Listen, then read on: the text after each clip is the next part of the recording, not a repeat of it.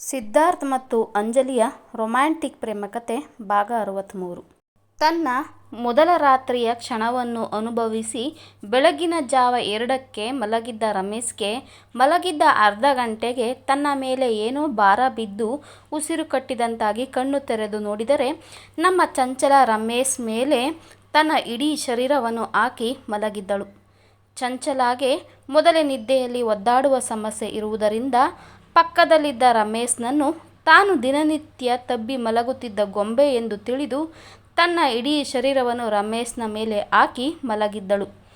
ರಮೇಶ್ಗೆ ಉಸಿರು ಕಟ್ಟಿದಂತಾಗಿ ಕಣ್ಣು ತೆರೆದು ನೋಡಿದರೆ ತನ್ನ ಮೇಲೆ ಇಡೀ ಭಾರವನ್ನು ಹಾಕಿ ಮಲಗಿರುವ ತನ್ನೊಡತಿಯನ್ನು ನೋಡಿ ಅವನ ಮುಖದಲ್ಲಿ ಮುಗುಳು ನಗೆ ಹಾದು ಹೋಗುತ್ತದೆ. ಓಹ್, ನನ್ನ ಮುದ್ದುಗೆ ನಿದ್ದೆಯಲ್ಲಿ ಒದ್ದಾಡುವ ಕಾಯಿಲೆ ಇದೆ ಎಂದು ನಾನು ಮರೆತೇ ಬಿಟ್ಟಿದ್ದೆ. ನೀನು ಈ ಒದ್ದಾಟವನ್ನು ಯಾವಾಗ ಬಿಡುವುದು ಮುದ್ದಮ್ಮ ಎಂದು ಅವಳನ್ನು ಪಕ್ಕಕ್ಕೆ ಮಲಗಿಸುತ್ತಾನೆ. ರಮೇಶ್ ಚಂಚಲಳನ್ನು ಪಕ್ಕಕ್ಕೆ ಮಲಗಿಸುತ್ತಿದ್ದಂತೆ ಚಂಚಲ ರಮೇಶ್ಗೆ ಬೆನ್ನು ಮಾಡಿ ಆ ಕಡೆ ತಿರುಗಿ ಮಲಗುತ್ತಾಳೆ. ಅವಳು ಆ ಕಡೆ ತಿರುಗಿ ಮಲಗುತ್ತಿದ್ದಂತೆ ಅವಳ ಬರಿದಾದ ಬೆನ್ನು ರಮೇಶ್ಗೆ ಕಾಣಿಸಿ ಅವನ ಸಂಯಮವನ್ನು ಕೆಣಕಿದಂತಾಗುತ್ತದೆ. ಅವಳ ಬಳಿ ಹೋಗಿ ಅವಳ ಬರಿದಾದ ಬೆನ್ನಿಗೆ ತನ್ನ ತುಟಿ ಊರಿ ಮುದ್ದಿಸಲು ಶುರು ಮಾಡುತ್ತಾನೆ. ಚಂಚಲಾಗೆ ತನ್ನ ನಿದ್ದೆಗೆ ಅಡ್ಡಿ ಬಂದಂತಾಗಿ ಮತ್ತೆ ಸಿದ್ಧಾರ್ಥ್ ಕಡೆ ತಿರುಗಿ ಅವನನ್ನು ತನ್ನ ಗೊಂಬೆ ಎಂದು ತಿಳಿದು ಒಂದು ಕೈ ಮತ್ತು ಒಂದು ಕಾಲನ್ನು ಅವನ ಮೇಲೆ ಹಾಕಿ ಮಲಗುತ್ತಾಳೆ. ಅವಳ ಈ ಕೆಲಸಕ್ಕೆ ರಮೇಶ್ಗೆ ಉಗುಳು ನುಂಗುವಂತಾಯಿತು. ಮುದ್ದಮ್ಮ, ನನ್ನನ್ನು ಕೆಣಕಲೇಬೇಕೆಂದು ಈ ರೀತಿ ಒದ್ದಾಡುತ್ತಿದ್ದೀಯಾ ಎಂದು ಅವಳನ್ನು ತಾನೂ ಕೂಡ ಬಳಸಿ ಹಿಡಿದು ಅವಳ ಮುಖವನ್ನು ನೋಡುತ್ತಾನೆ. ರಾತ್ರಿಯೆಲ್ಲ ತನ್ನ ಸಿಹಿ ಕಾಟದಿಂದ ಸುಸ್ತಾಗಿದ್ದ ತನ್ನ ಹುಡುಗಿಯನ್ನು ನೋಡಿದ ರಮೇಶ್ ಅವಳ ಹಣೆಗೆ ಭದ್ರವಾಗಿ ತುಟಿ ಊರಿ ತನ್ನ ಹಿಡಿತವನ್ನು ಇನ್ನೂ ಭದ್ರ ಮಾಡಿದ. ಅವಳನ್ನು ಗಟ್ಟಿಯಾಗಿ ತಬ್ಬಿಕೊಂಡು, ನನ್ನ ಪುಟ್ಟ ಪ್ರಪಂಚಕ್ಕೆ ಬಂದಿದ್ದಕ್ಕೆ ಥ್ಯಾಂಕ್ ಯು ಮುದ್ದಮ್ಮ. ನನ್ನ ಶಕ್ತಿ ಮೀರಿ ನಿನ್ನನ್ನು ಚೆನ್ನಾಗಿ ನೋಡಿಕೊಳ್ಳುತ್ತೇನೆ. ನನ್ನ ಬಿಟ್ಟು ಮಾತ್ರ ಹೋಗಬೇಡ ಕಣೆ ಹುಡುಗಿ. ನೀನೇ ನನ್ನ ಉಸಿರಾಗಿ ಬಿಟ್ಟಿದ್ದೀಯ. ಈ ಬಡವನ ಹೃದಯದಲ್ಲಿ ನೀನೇ ಮಹಾರಾಣಿ. ನನ್ನಲ್ಲಿ ಏನು ಕಂಡು ನಾನೇ ಬೇಕು ಎಂದು ಹಠ ಹಿಡಿದು ಮದುವೆಯಾದೆ ಎಂದು ನನಗೆ ಗೊತ್ತಿಲ್ಲ. ಆದರೆ ನಾನು ಮಾತ್ರ ನಿನ್ನನ್ನು ಎಡುಕದ ನಕ್ಷತ್ರ ಎಂದು ತಿಳಿದು ಮನಸ್ಸಿನಲ್ಲಿಯೇ ನಿನಗೋಸ್ಕರ ಪುಟ್ಟ ದೇವಸ್ಥಾನವನ್ನು ಕಟ್ಟಿ ಅದರಲ್ಲಿ ಪೂಜಿಸುತ್ತಿದ್ದೆ. ನೀನು ಈ ರೀತಿ ಸಂಪೂರ್ಣವಾಗಿ ನನ್ನವಳಾಗುತ್ತೀಯ ಎಂದು ನಾನು ಕನಸಲ್ಲೂ ನೆನೆಸಿರಲಿಲ್ಲ. ಐ ಲವ್ ಯು ಮುದ್ದಮ್ಮ. ನಾನು ಪ್ರಪಂಚದಲ್ಲಿ ಅತಿ ಹೆಚ್ಚು ಪ್ರೀತಿಸುವ ಜೀವ ಎಂದರೆ ಅದು ನೀನು ಎಂದು ಅವಳ ಎರಡೂ ಕೆನ್ನೆಗೆ ತುಟಿ ಊರುತ್ತಾನೆ. ಚಂಚಲಾಗೆ ನಿದ್ದೆಯಲ್ಲಿ ಏನನ್ನಿಸಿತೋ ಏನೋ ಗೊತ್ತಿಲ್ಲ. ರಮೇಶ್ ಮುತ್ತು ನೀಡಿದಾಗ ಅವಳ ತುಟಿಗಳು ಕೂಡ ಅರಳಿದವು. ಚಂಚಲ ತುಟಿ ಅರಳಿಸಿದ್ದನ್ನು ನೋಡಿ ಅವನ ಮುಖದಲ್ಲೂ ಕೂಡ ನಗು ಅರಳಿತು. ನನ್ನ ಬಂಗಾರ ಕಣೆ ನೀನು. ರಾತ್ರಿಯೆಲ್ಲ ನಿನಗೆ ಜಾಸ್ತಿ ಕಾಟ ಕೊಟ್ಟೆ ಅನ್ನಿಸುತ್ತದೆ. ಸಾರಿ ಮುದ್ದಮ್ಮ ಎಂದು ರಮೇಶ್ ಸ್ವಲ್ಪ ಹೊತ್ತು ಅವಳ ಮುಖವನ್ನೇ ನೋಡುತ್ತಾ ತನ್ನ ಮನದ ಮಾತುಗಳನ್ನು ಅವಳ ಬಳಿ ಹೇಳುತ್ತಿದ್ದರೆ ನಮ್ಮ ಚಂಚಲ ಸೋಂಪಾದ ನಿದ್ದೆಯಲ್ಲಿ ಮುಳುಗಿದ್ದಳು. ಏನೇ ಬಿಟ್ಟರೂ ತನ್ನ ಒದ್ದಾಟ ಬಿಡುವುದಿಲ್ಲ ಎಂದು ಮತ್ತೆ ರಮೇಶ್ ಮೇಲೆ ತನ್ನ ಇಡೀ ಶರೀರವನ್ನು ಹಾಕಿ ಮಲಗಿದಳು. ಅವಳ ಈ ಕೆಲಸಕ್ಕೆ ರಮೇಶ್, ಮುದ್ದಮ್ಮ, ನೀನು ಇದೇ ರೀತಿ ಆಡುತ್ತಿದ್ದರೆ ನಾನು ಮತ್ತೆ ನಿನಗೆ ಕಾಟ ಕೊಡಲು ಶುರು ಮಾಡುತ್ತೇನೆ ನೋಡು ಈಗ. ಏನೋ ನನ್ನ ಹುಡುಗಿ ನನ್ನ ಸಿಹಿ ಕಾಟದಿಂದ ರಾತ್ರಿಯೆಲ್ಲ ಸುಸ್ತಾಗಿದ್ದಾಳೆ ಎಂದು ನಾನು ನನ್ನ ಸಂಯಮವನ್ನು ತಡೆದಿಟ್ಟುಕೊಂಡಿದ್ದರೆ ನೀನು ಅದಕ್ಕೆ ಅಡ್ಡಿ ಮಾಡುತ್ತಿರುವೆ ಎಂದು ರಮೇಶ್ ಗೊಣಗುತ್ತಾ ಅವಳನ್ನು ಮಗ್ಗಲಿಗೆ ಮಲಗಿಸಿ ತನ್ನ ಕಬೋರ್ಡ್ ಬಳಿ ಬಂದು ತನ್ನ ದೊಡ್ಡದಾದ ಒಂದು ಟೀ ಶರ್ಟ್ ತೆಗೆದುಕೊಂಡು ಅದನ್ನು ಚಂಚಲಾಗೆ ಧರಿಸುತ್ತಾನೆ. ನಂತರ ಅವಳನ್ನು ಮೆಲ್ಲಗೆ ತನ್ನ ತೋಳಿನ ಮೇಲೆ ಅವಳ ತಲೆಯನ್ನು ತೆಗೆದುಕೊಂಡು ಅವಳನ್ನು ಹಗುರವಾಗಿ ಬಳಸಿ ಕಣ್ಣು ಮುಚ್ಚುತ್ತಾನೆ. ಆದರೆ ಚಂಚಲ ತನ್ನ ಒದ್ದಾಟವನ್ನು ಮುಂದುವರೆಸಿ ಮಂಚದ ಸುತ್ತ ಬರುತ್ತಿದ್ದಳು. ರಮೇಶ್ ಒಂದು ತುದಿಯಲ್ಲಿ ಮಲಗಿ ಅವಳ ಒದ್ದಾಟವನ್ನು ನೋಡುತ್ತಾ ಇದ್ದ. ಅವಳ ಒದ್ದಾಟವನ್ನು ನೋಡಿ ಸಾಕಾದವನು, ಜೀವನ ಕಷ್ಟ ಇದೆ ಎಂದು ಗೊಣಗಿಕೊಂಡ. ಅವನಿಗೆ ರಾತ್ರಿಯೆಲ್ಲ ನಿದ್ದೆನೇ ಇಲ್ಲ. ಎಲ್ಲಿ ಒದ್ದಾಡಿ ಕೆಳಗೆ ಬೀಳುವಳು ಎಂದು ಅವಳನ್ನು ತನ್ನ ಬಾಹುಗಳಲ್ಲಿ ಭದ್ರವಾಗಿ ಬಂಧಿಸಿ ಅವಳು ಅಲ್ಲಾಡದಂತೆ ಮಾಡಿದ. ಮುದ್ದಮ್ಮ, ಕಷ್ಟ ಇದೆ ಕಣೆ ನಿನ್ನ ಜೊತೆ ಮಲಗುವುದು. ಮಂಚದಿಂದ ಕೆಳಗೆ ಬಿದ್ದು ಮುಖ ಒಡೆದುಕೊಳ್ಳುತ್ತೀಯ ಎಂಬ ಭಯವಾಗುತ್ತದೆ ಕಣೆ. ಮೊದಲು ಈ ಮಂಚವನ್ನು ಗೋಡೆಯ ಕಡೆಗೆ ತಳ್ಳಿ ನಿನ್ನನ್ನು ಗೋಡೆಯ ಕಡೆಗೆ ಮಲಗಿಸಿದರೆ ನನಗೆ ಯಾವ ಭಯವೂ ಇರುವುದಿಲ್ಲ ಎಂದು ಅವಳ ನತ್ತಿಗೆ ಮುತ್ತಿಟ್ಟು ನಿದ್ದೆಗೆ ಜಾರುತ್ತಾನೆ. ಚಂಚಲ ನನಗೆ ಒದ್ದಾಡುವುದಕ್ಕೆ ಆಗುತ್ತಿಲ್ಲ ಎನ್ನುವ ರೀತಿ ಅವನಿಂದ ಬಿಡಿಸಿಕೊಳ್ಳಲು ಪ್ರಯತ್ನ ಪಡುತ್ತಾಳೆ. ಆದರೆ ರಮೇಶ್ನ ಗಟ್ಟಿ ಹಿಡಿತದಿಂದ ಅವಳು ಹೊರಬರಲು ಆಗದೆ ಸ್ವಲ್ಪ ಹೊತ್ತು ಪ್ರಯತ್ನ ಮಾಡಿ ಸುಸ್ತಾದವಳಂತೆ ಅವನ ಎದೆಯ ಮೇಲೆ ತಲೆ ಇಟ್ಟು ಗುಬ್ಬಿ ಮರಿಯ ಹಾಗೆ ಮಲಗಿಬಿಡುತ್ತಾಳೆ. ತದನಂತರವೇ ರಮೇಶ್ಗೆ ನಿದ್ದೆ ಆವರಿಸಿದ್ದು. ರಾತ್ರಿ ಲೇಟಾಗಿ ಮಲಗಿದ್ದರಿಂದ ಬೆಳಿಗ್ಗೆ 7ರ ಸಮಯಕ್ಕೆ ರಮೇಶ್ಗೆ ಎಚ್ಚರವಾಗಿ ಸಮಯ ನೋಡಿ ಎಷ್ಟು ಹೊತ್ತು ಮಲಗಿಬಿಟ್ಟೆ ಎಂದುಕೊಂಡು ಎದ್ದು ಚಂಚಲಾಗೆ ಕತ್ತಿನ ತನಕ ಬೆಡ್ಶೀಟ್ ಹೊದಿಸಿ ಅವಳ ಅಕ್ಕಪಕ್ಕ ದಿಂಬನ್ನು ಇರಿಸಿ ಸ್ನಾನ ಮಾಡಿ ಚಂಚಲ ಇನ್ನು ಸ್ವಲ್ಪ ಹೊತ್ತು ಮಲಗಲಿ ಎಂದು ಅವಳನ್ನು ಎಬ್ಬಿಸದೆ ರೂಮಿನ ಬಾಗಿಲನ್ನು ಹೊರಗಿನಿಂದ ಚಿಲಕ ಹಾಕಿಕೊಂಡು ಕೆಳಗೆ ಬರುತ್ತಾನೆ.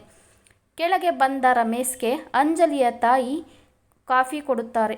ಅದನ್ನು ಕುಡಿದು ಮನೆಯ ಹಿಂದೆ ಇರುವ ತೋಟವನ್ನು ಸುತ್ತಲು ಹೋಗುತ್ತಾನೆ ರಮೇಶ್. ಬೆಳಿಗ್ಗೆ 8ಕ್ಕೆ ಕಿಟಕಿಯಿಂದ ಬರುತ್ತಿದ್ದ ಸೂರ್ಯನ ಕಿರಣಗಳ ಬೆಳಕಿಗೆ ಬಲು ಕಷ್ಟಪಟ್ಟೆ ಕಣ್ತೆರೆದ ಅಂಜಲಿ ತನ್ನ ಎದುರಿಗೆ ಮಗುವಿನಂತೆ ಮಲಗಿದ್ದ ತನ್ನ ಮುದ್ದು ಗಂಡನನ್ನು ನೋಡುತ್ತಲೇ ಇಂದಿನ ದಿನದ ಅವನ ತುಂಟಾಟಗಳು ನೆನಪಾಗಿ ಅವಳಿಗೆ ನಾಚಿಕೆ ಆವರಿಸುತ್ತದೆ. ಸ್ವಲ್ಪವೂ ಆತುರ ತೋರದೆ ಎಲ್ಲಿ ತನ್ನವಳಿಗೆ ನೋವಾಗುವುದೋ ಎಂದು ತನ್ನನ್ನೇ ತಾನು ಕಂಟ್ರೋಲ್ ಮಾಡಿಕೊಳ್ಳುತ್ತಾ ಅವಳನ್ನು ಮುದ್ದಿಸಿದವನ ಪರಿಗೆ ಅವಳ ಹೆಣ್ಣು ಹೃದಯ ಮತ್ತೆ ಅವನ ಪ್ರೀತಿಯಲ್ಲಿ ಬಿದ್ದಿತು. ಅವಳ ಮನಸ್ಸು ನಾನೇ ಅದೃಷ್ಟವಂತೆ, ಇಷ್ಟು ಪ್ರೀತಿಸುವ ಗಂಡ ನನಗೆ ಸಿಕ್ಕಿರುವುದು ಎಂದುಕೊಂಡು ಅವನ ಹಣೆಗೆ ಮುತ್ತು ನೀಡಿ ಗಡಿಯಾರದ ಕಡೆ ನೋಡಿದಾಗ ಇಷ್ಟೊತ್ತು ಮಲಗಿಬಿಟ್ಟೆನಲ್ಲ ಎಂದುಕೊಂಡು ಏಳಲು ನೋಡುತ್ತಾಳೆ. ಸೂರ್ಯನ ಕಿರಣಗಳಿಂದ ಕಿರಿಕಿರಿಯಾಗಿ ಅದರಿಂದ ತಪ್ಪಿಸಿಕೊಳ್ಳಲು ಸಿದ್ಧಾರ್ಥ್ ಅಂಜಲಿ ಕೊರಳಿನಲ್ಲಿ ಮುಖ ಒದಗಿಸುತ್ತಾನೆ. ಅವನ ಈ ಪರಿಗೆ ಅಂಜಲಿಯ ಮುಖದಲ್ಲಿ ನಗು ಅರಳಿ ಅವನಿಂದ ತನ್ನನ್ನು ನಿಧಾನವಾಗಿ ಬಿಡಿಸಿಕೊಂಡು ಕೆಳಗೆ ಬಿದ್ದಿದ್ದ ತನ್ನ ಸೀರೆಯನ್ನು ಒಂದೇ ಉಸಿರಿಗೆ ಸುತ್ತಿಕೊಂಡು ಕಿಟಕಿಯ ಕರ್ಟನ್ಗಳನ್ನು ಒಂದೇ ಉಸಿರಿಗೆ ಹಾಕಿ ಬಾತ್ರೂಮಿನ ಕಡೆಗೆ ಓಡುತ್ತಾಳೆ. ಬಾತ್ರೂಮಿನಲ್ಲಿ ಕನ್ನಡಿಯ ಮುಂದೆ ನಿಂತವಳು ತನ್ನ ಪ್ರತಿಬಿಂಬವನ್ನು ನೋಡಿ ನಾಚುತ್ತಾಳೆ. ತನ್ನ ಕೊರಳು ಎದೆಯ ಭಾಗದಲ್ಲೆಲ್ಲ ಮೂಡಿದ ತನ್ನ ಇನಿಯನ ಪ್ರೀತಿಯ ಕುರುಹುಗಳ ಮೇಲೊಮ್ಮೆ ಕೈ ಆಡಿಸಿ ರಾತ್ರಿಯ ರಸಗಳಿಗೆಗಳು ನೆನಪಾಗುತ್ತದೆ ಅವಳಿಗೆ. ಮತ್ತೆ ಎಚ್ಚೆತ್ತು ತನ್ನ ತಲೆಗೆ ತಾನೇ ಮೊಟಕಿಕೊಂಡು ಒಂದು ದೀರ್ಘವಾದ ಸ್ನಾನವನ್ನು ಮುಗಿಸಿದವಳಿಗೆ ಈಗ ನೆನಪಾಗುತ್ತದೆ ತನಗೆ ಈಗ ಹಾಕಿಕೊಳ್ಳಲು ಇಲ್ಲಿಗೆ ಯಾವುದೇ ಬಟ್ಟೆ ತಂದಿಲ್ಲ ಎಂದು. ಏನು ಮಾಡುವುದು ಈಗ ಎಂದು 5 ನಿಮಿಷ ಯೋಚನೆ ಮಾಡಿ ಟವಲ್ ಸುತ್ತಿಕೊಂಡು ಬಾತ್ರೂಮ್ ಬಾಗಿಲು ತೆಗೆದು ರೂಮನ್ನು ಒಮ್ಮೆ ಇಣುಕಿ ನೋಡುತ್ತಾಳೆ ಅಂಜಲಿ. ಬೆಡ್ ಮೇಲೆ ಸಿದ್ಧಾರ್ಥ್ ಇರುವುದಿಲ್ಲ, ಆದರೆ ಅಲ್ಲಿ ಒಂದು ಬಟ್ಟೆಯ ಕವರ್ ಅವಳಿಗೆ ಕಾಣಿಸುತ್ತದೆ. ಇಷ್ಟು ಬೇಗ ಎದ್ದರ ಇವರು ಎಂದುಕೊಂಡು ಅತ್ತಿತ್ತ ಕಣ್ಣಾಡಿಸಿದಾಗ ಸಿದ್ಧಾರ್ಥ್ ಬಾಲ್ಕನಿಯಲ್ಲಿ ನಿಂತು ಯಾರ ಜೊತೆಯೋ ಫೋನಿನಲ್ಲಿ ಮಾತನಾಡುತ್ತಿರುವುದು ಕಾಣಿಸುತ್ತದೆ. ಇವರನ್ನು ಕರೆದರೆ ಇವರ ತುಂಟಾಟಕ್ಕೆ ನಾನು ಬಲಿಯಾಗಬೇಕಾಗುತ್ತದೆ ಎಂದು ತಿಳಿದು ಬೆಕ್ಕಿನ ಹೆಜ್ಜೆಯನ್ನು ಹಾಕುತ್ತಾ ಹಾಸಿಗೆಯ ಮೇಲಿದ್ದ ಬಟ್ಟೆಯ ಕವರನ್ನು ತೆಗೆದು ನೋಡಿದಳು. ಅದರಲ್ಲಿ ಕಡು ನೀಲಿ ಬಣ್ಣದ ಮೈಸೂರು ಸಿಲ್ಕ್ ಸ್ಯಾರಿ ಮತ್ತು ಅದಕ್ಕೆ ಒಪ್ಪುವ ಸಿಂಪಲ್ ಡಿಸೈನ್ ಬ್ಲೌಸ್ ಕೂಡ ಇತ್ತು. ಮತ್ತು ಡ್ರೆಸ್ಸಿಂಗ್ ಟೇಬಲ್ ಬಳಿ ಅದಕ್ಕೆ ಒಪ್ಪುವ ಒಡವೆಗಳು, ಅಲಂಕಾರಿಕ ವಸ್ತುಗಳು ಕೂಡ ಇದ್ದವು.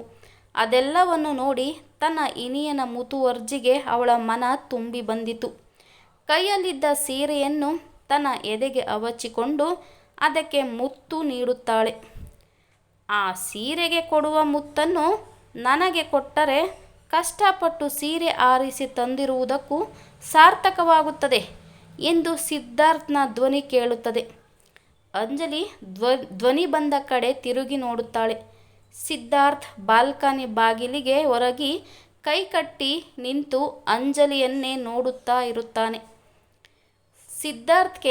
ಅಂಜಲಿ ಸಿದ್ಧಾರ್ಥ್ ಕೈಯಿಂದ ಬಿಡಿಸಿಕೊಂಡು ಒಂದೇ ಉಸಿರಿಗೆ ಸೀರೆ ಉಟ್ಟು ಕರ್ಟನ್ ಕ್ಲೋಸ್ ಮಾಡಿ ಬಾತ್ರೂಮ್ಗೆ ಹೋದಾಗಲೇ ಎಚ್ಚರವಾಗಿತ್ತು.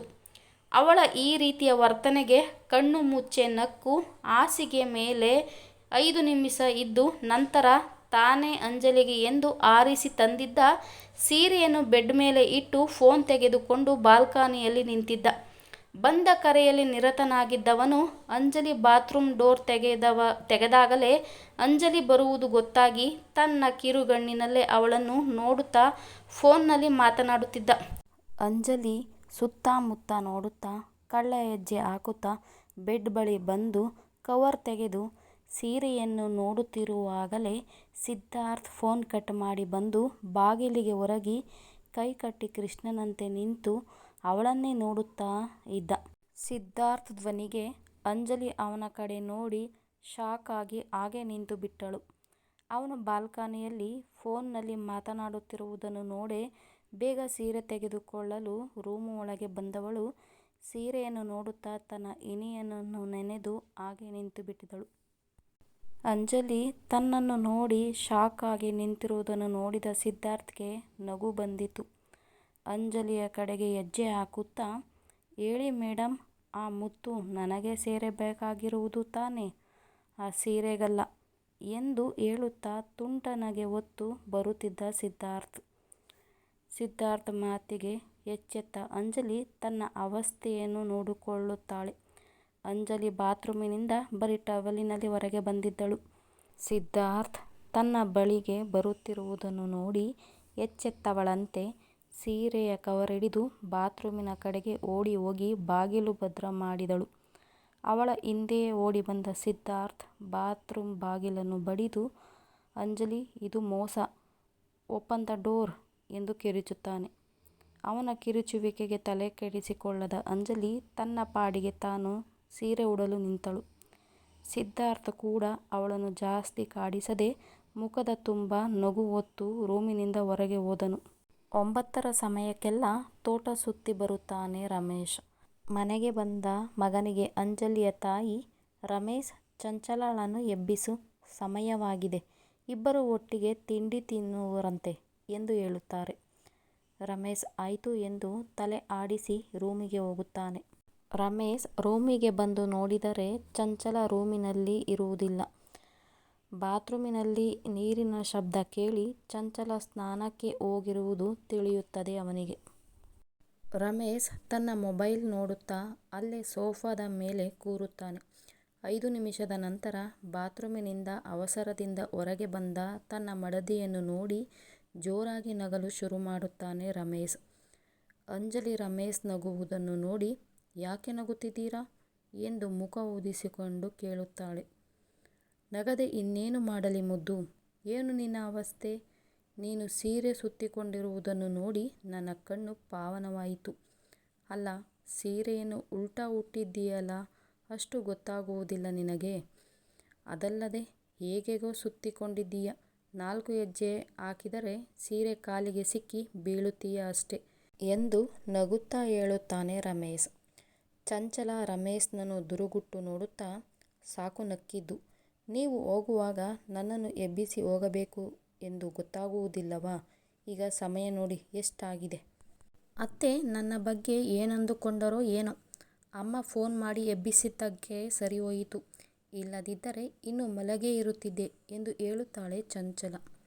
ರಮೇಶ್ ಚಂಚಲಳ ಬಳಿ ಬಂದು ಅವಳು ಸುತ್ತಿಕೊಂಡಿದ್ದ ಸೀರೆಯನ್ನು ಬಿಚ್ಚಿ ಮಡಚಿದ ಸೀರೆಯನ್ನು ಸರಿ ಮಾಡಿ ಅವಳಿಗೆ ಸೀರೆ ಉಡಿಸುತ್ತಾ, ನೆನ್ನೆ ನನ್ನ ಕಾಟದಿಂದ ಮಲಗಿದ್ದು ತಡವಾಯಿತು ಅಲ್ಲವಾ ಮುದ್ದು, ಅದಕ್ಕೆ ನಿನ್ನನ್ನು ಬೆಳಿಗ್ಗೆ ಬೇಗ ಏಳಿಸಲಿಲ್ಲ, ಅಮ್ಮ ನಿನ್ನ ಬಗ್ಗೆ ಏನೂ ಅಂದುಕೊಳ್ಳುವುದಿಲ್ಲ ಎಂದು ಹೇಳಿ ನೆರಿಗೆಯನ್ನು ಹಿಡಿದು ಒಪ್ಪವಾಗಿ ಪಿನ್ ಹಾಕಿ ತಾನೇ ಸಿಕ್ಕಿಸಿ, ನಂತರ ಸೀರೆ ಸೆರಗೂ ಕೂಡ ಪಿನ್ ಮಾಡಿ, ನಂತರ ಮಂಡಿ ಊರಿ ಕಾಲ ಬಳಿ ನೆರಿಗೆಯನ್ನು ನೀಟಾಗಿ ಜೋಡಿಸಿ ನೆರಿಗೆಗಳು ನೀಟಾಗಿ ಕೂರುವಂತೆ ಮಾಡುತ್ತಾನೆ. ಅವನು ಸೀರೆ ಉಡಿಸುತ್ತಿದ್ದರೆ ನಮ್ಮ ಚಂಚಲಾಗೆ ನಾಚಿಕೆಯೋ ನಾಚಿಕೆ. ರಮೇಶ್ನ ಕೈ ಬೆರಳುಗಳ ಸ್ಪರ್ಶದಿಂದ ಅವಳ ಮುಖ ಕೆಂಪೇರಿತ್ತು. ಅವಳ 2 ಕೆನ್ನೆಗೆ ಮುತ್ತು ನೀಡಿ ಅವಳನ್ನು ಡ್ರೆಸ್ಸಿಂಗ್ ಟೇಬಲ್ ಎದುರಿಗೆ ಕೂರಿಸಿ ಅವಳ ಕೂದಲನ್ನು ಹೇರ್ ಡ್ರೈಯರಿಂದ ತಾನೇ ಆರಿಸಿ ಜಡೆಯನ್ನು ಕೂಡ ತಾನೇ ಎಳೆಯುತ್ತಾನೆ. ನಂತರ ಅವಳ ಸಮಕ್ಕೆ ಬಾಗಿ ಅವಳ ಭುಜಕ್ಕೆ ಮುಖ ಇಟ್ಟು, ಮುದ್ದಮ್ಮ, ನನಗೆ ಇಷ್ಟೇ ಬರುವುದು, ನನಗೆ ಮೇಕಪ್ ಮಾಡಲು ಬರುವುದಿಲ್ಲ, ಅದನ್ನು ನೀನೇ ಮಾಡಿಕೊ ಬೇಗ ಇಬ್ಬರು ಕೆಳಗಡೆ ಹೋಗೋಣ, ಅಮ್ಮ ಕಾಯುತ್ತಿದ್ದಾರೆ ಎಂದು ಹೇಳಿ, ಆದರೂ ನನಗೆ ಅನ್ನಿಸುತ್ತದೆ ನಿನಗೆ ಮೇಕಪ್ ಅವಶ್ಯಕತೆ ಇಲ್ಲ ಎಂದು. ಏಕೆಂದರೆ ನನ್ನ ಹುಡುಗಿಗೆ ತನ್ನ ಗಂಡ ಸೀರೆ ಉಡಿಸಿದ್ದಕ್ಕೆ ಕೆನ್ನೆಯೆಲ್ಲ ಕೆಂಪಾಗಿ ಬಿಟ್ಟಿದೆ. ಅದೇ ತುಂಬ ಚೆನ್ನಾಗಿ ಕಾಣಿಸುತ್ತಿದೆ ಎಂದು ಹೇಳಿ ಕನ್ನಡಿಯ ಮುಖಾಂತರವೇ ಅವಳನ್ನು ನೋಡುತ್ತಾ ಕಣ್ಣು ಹೊಡೆಯುತ್ತಾನೆ ರಮೇಶ್. ಚಂಚಲಾಗೆ ಅವನ ಮಾತಿನಿಂದ ನಾಚಿಕೆಯಾಗಿ, ಈಗ ನೀವು ದೂರ ಹೋದರೆ ನಾನೇ ಲೈಟಾಗಿ ಮೇಕಪ್ ಮಾಡಿಕೊಂಡು ಬರುತ್ತೇನೆ, ನನಗೆ ತುಂಬ ಹೊಟ್ಟೆ ಹಸಿಯುತ್ತಿದೆ ಎನ್ನುತ್ತಾಳೆ ಚಂಚಲ. ಅವಳು ಹೊಟ್ಟೆ ಹಸಿವು ಎಂದಾಗ ಅವಳಿಂದ ದೂರ ಸರಿದು ಮೊಬೈಲ್ ಹಿಡಿದು ಮಂಚದ ಮೇಲೆ ಕೂರುತ್ತಾನೆ. ಚಂಚಲ 5 ನಿಮಿಷಕ್ಕೆ ಮೇಕಪ್ ಮಾಡಿಕೊಂಡು ರಮೇಶ್ ಜೊತೆ ಕೆಳಗೆ ಬರುತ್ತಾಳೆ. ಅಂಜಲಿಯ ತಾಯಿ ಚಂಚಲಳನ್ನು ನೋಡಿ ಅವಳ ತಲೆ ಸವರಿ ಇಬ್ಬರಿಗೂ ಊಟ ಬಡಿಸುತ್ತಾರೆ.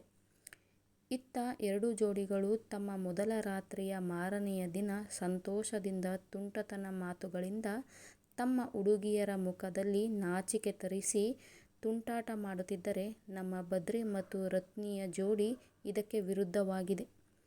ಬೆಳಿಗ್ಗೆ ಬೇಗ ಎದ್ದ ರತ್ನಿ ತನ್ನ ಅತ್ತೆಯ ಜೊತೆಗೆ ಮನೆಯ ಕೆಲಸಕ್ಕೆ ನಿಲ್ಲುತ್ತಾಳೆ. ಕಮಲಮ್ಮನಿಗೆ ಅವಳು ಬೇಗ ಎದ್ದು ಬಂದು ಮನೆಯ ಕೆಲಸ ಮಾಡುತ್ತಿರುವುದನ್ನು ನೋಡಿ ಇವರು ಇನ್ನೂ ಸಂಸಾರ ಶುರು ಮಾಡಿಲ್ಲ ಎಂದು ತಿಳಿಯುತ್ತದೆ. ಇಬ್ಬರು ರಾತ್ರಿ ಕಿತ್ತಾಡಿಕೊಂಡೇ ಇದ್ದವೇನೋ ಎಂದು ಗೊಣಗಿಕೊಂಡು ರತ್ನಿಯ ಬಳಿ ಏನೂ ಕೇಳದೆ ಕೊಟ್ಟಿಗೆಯ ಕೆಲಸಕ್ಕೆ ನಿಲ್ಲುತ್ತಾರೆ. ಇತ್ತ ಸಮಯ 10 ಆದರೂ ಬದ್ರಿ ರೂಮಿನಿಂದ ಮಾತ್ರ ಹೊರಗೆ ಬರುತ್ತಿಲ್ಲ. ಊಟಕ್ಕೆ ಕರೆದರೂ ಕೂಡ ರೂಮಿಗೆ ತರಿಸಿಕೊಂಡು ತಿಂದಿದ್ದಾನೆ ಹೊರತು ಅಪ್ಪಿತಪ್ಪಿಯೂ ರೂಮಿನಿಂದ ಹೊರಗೆ ಬರುವ ಸಾಹಸ ಮಾಡಲೇ ಇಲ್ಲ.